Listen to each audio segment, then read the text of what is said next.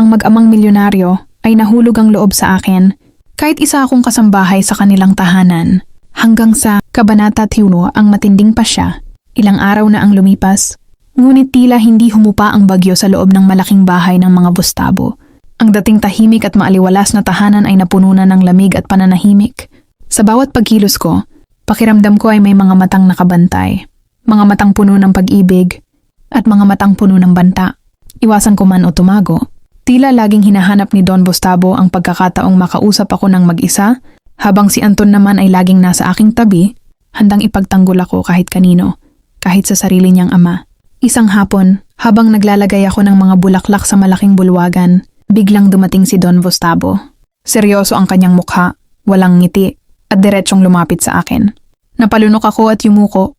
Handang umalis na sana, ngunit pinigilan niya ako sa pamamagitan ng pagsasalita ng mariin. Elaine, panimula niya, mababa ngunit matigas ang tinig. Alam mong malaki ang utang na loob mo sa akin. Dito ka nabuhay, dito ka kumakain, at dito ka may matutulugan.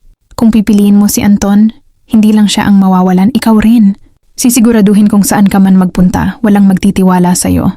Ang pangalang Bustabo ay makapangyarihan, at kaya kitang sirain kung hindi ka makikinig. Nanlaki ang aking mga mata sa takot.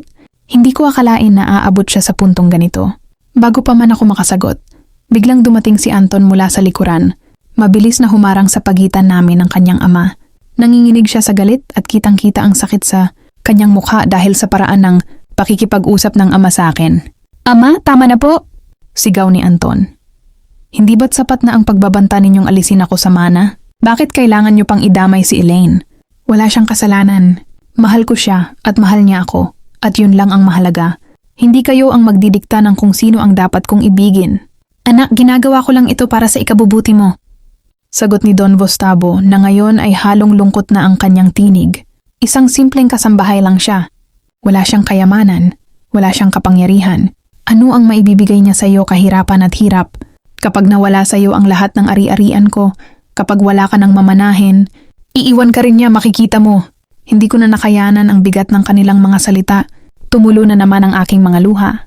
Humakbang ako palapit sa kanila at sa unang pagkakataon, nagkaroon ako ng lakas ng loob na magsalita sa harap ng amo at ng kanyang anak. "Hinoong Don Bustabo," nanginginig kong wika, "maraming salamat po sa lahat ng kabutihan ninyo sa akin. Hindi ko po kailanman nakalimutan na kinuha niyo ako mula sa kahirapan. Pero ang pagmamahal po, hindi nasusukat sa yaman o sa pangalan. Hindi ko po inaasahan na magkagusto kayo sa akin at labis po akong nalulungkot na dahil sa akin ay nagkakaganyan. Kayo ni Ginoong Anton." Humarap ako kay Anton, hinawakan ko ang kanyang kamay, at tinitigan siya ng diretso sa mata. "Ginoong Anton, salamat po sa pagmamahal at pagtatanggol niyo sa akin. Handa kayong isakripisyo ang lahat para lang sa akin. Pero hindi ko po matatanggap na dahil lang sa akin ay mawawala kayo sa lahat ng inyong karapatan at mana. Masakit man, pero mas mahalaga sa akin ang kapayapaan ninyong mag-ama at ang kinabukasan niyo." Bumaling ulit ako sa matanda. "Gino, handa po akong umalis. Aalis ako sa bahay na ito. Aalis ako sa Maynila at hinding-hindi na kayo makikita pa. Ito po ang gagawin ko para matapos na ang gulo, para magkasundo ulit kayo, at para hindi na magkatunggali ang mag-ama." Natigilan silang dalawa. Si Don Bustabo ay nagulat sa aking desisyon, habang si Anton naman ay mahigpit na napahawak sa aking kamay. Tila ayaw niya akong pakawalan. "Huwag, Elaine. Huwag mong gawin yan," bulong ni Anton. Puno ng luha ang kanyang mga mata. "Huwag kang aalis. Nandito ako, ipaglalabang kita."